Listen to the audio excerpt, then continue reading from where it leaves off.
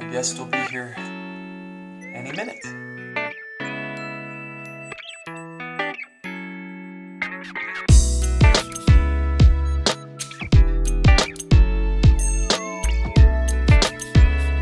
How's everybody doing today?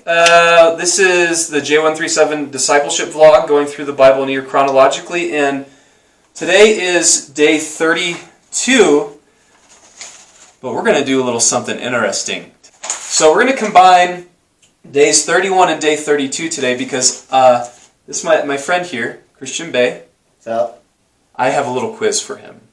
Just a question. So when you meet someone for the first time, what is it that you want that person to know about you? Like, what do you want them to take away from their first interaction, their first experience with Christian Beh? Oh gosh, I'll probably make a Mexican joke right off the bat. Right. And that usually loosens things up a little bit. So jokester? Yeah, jokester. Just okay. Awesome. Anything else you'd like for them to know about you, or just kind of that you're jokester and silly? Awesome, yeah. And you're just, ladies and gentlemen, he is awesome. Yes.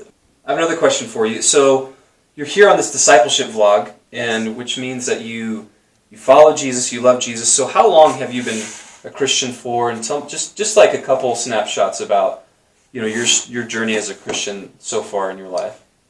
I probably became a Christian around the age of 0 because that's my name.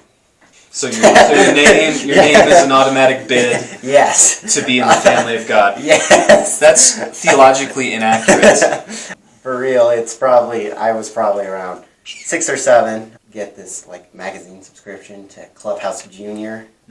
I think it's like a magazine by Focus on the Family. Mm-hmm. And I read those for a while, and then one of them was like, "Hey, Paul converted all these people. Do you want to, convert yourself to Christianity?" And so my mom was, for some reason I remember my mom was in the laundry room doing laundry, and I went and asked her. Nice. Because my dad was at work. Right. And I became a Christian. Well, I'm very excited about today. We're going to be talking about really Exodus. Oh man, since I combined 2 days. All he knows is that we were going to cover Exodus 10 through 12, but we're actually going to cover Exodus 7. I was lied to. I am a victim here. This was a last minute. I was being led by the Holy Spirit to do this kind of thing. So I was being led to my death. Right. So here we go. These chapters in Exodus are where we find the 10 plagues that God brought upon Egypt. So Christian here is going to attempt to put in the correct order all 10 plagues as they take place in these chapters in the book of Exodus. I'm going to let him kind of look through them, and then he's going to position them in what he believes is the 1st through the 10th and in the correct order. So you think you can do this? No. No. I know he can do this. Okay. This is hard. This goes towards the end. I know that. My favorite one. Your favorite one? Yes. This is a favorite plague. Death. Moses and the sorcerers and the magicians, they turned water into blood as well. So, all right, here. So you chose first water turning to blood. Yeah, water to blood. Then boils. Then flies. Gnats. Frogs. Death of Egyptian livestock. Hail. Locusts. Darkness and death. Okay, so the results are in.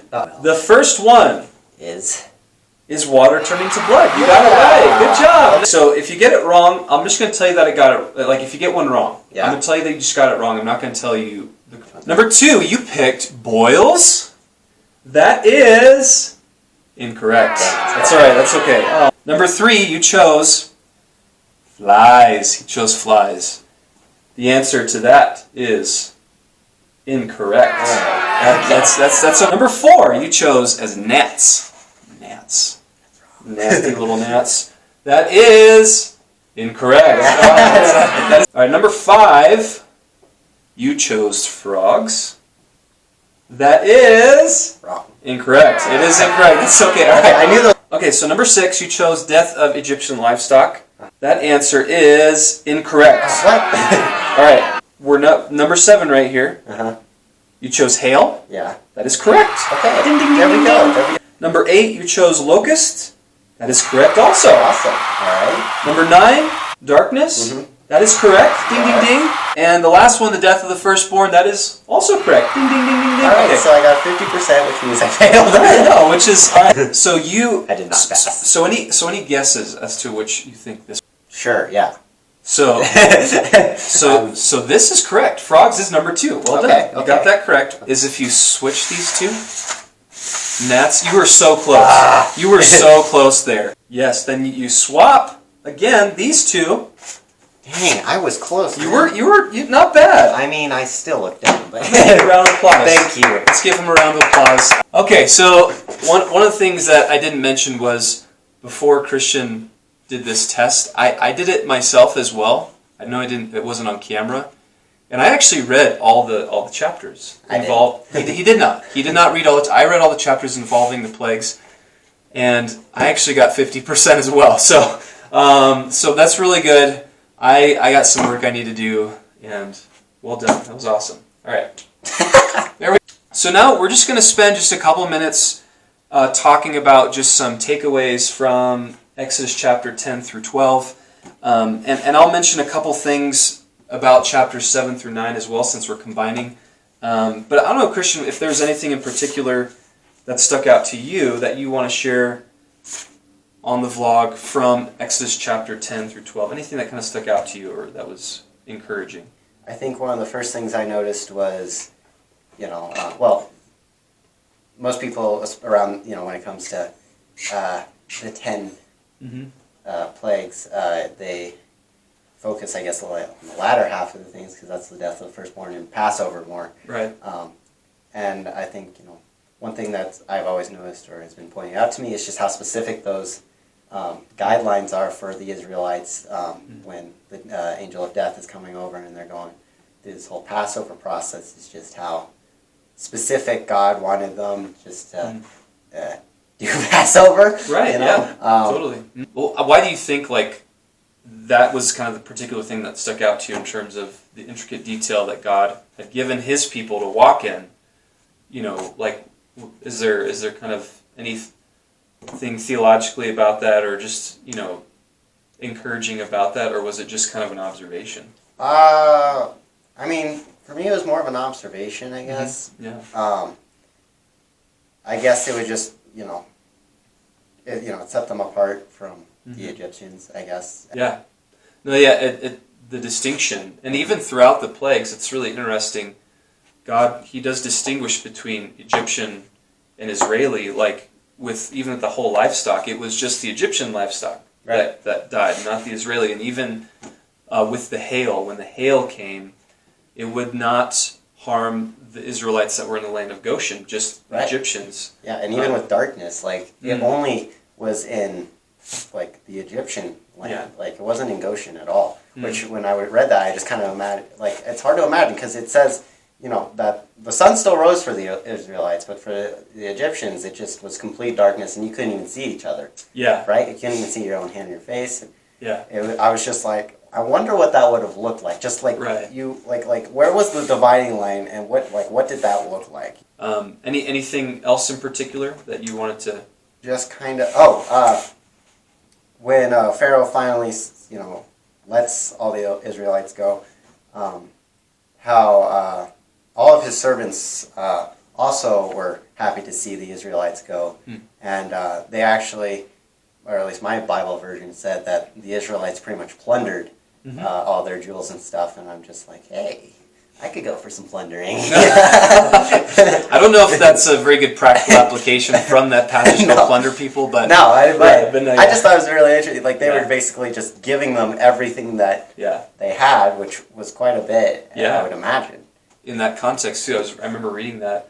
It almost seemed like that was a product of God causing Israel to be in favor with the people. Because like while they wanted them to leave because of all the plagues, there was also like God gave Israel favor during this time, and so they gave them all this stuff. And so I think, and that speaks to something that really stuck out to me through these chapters.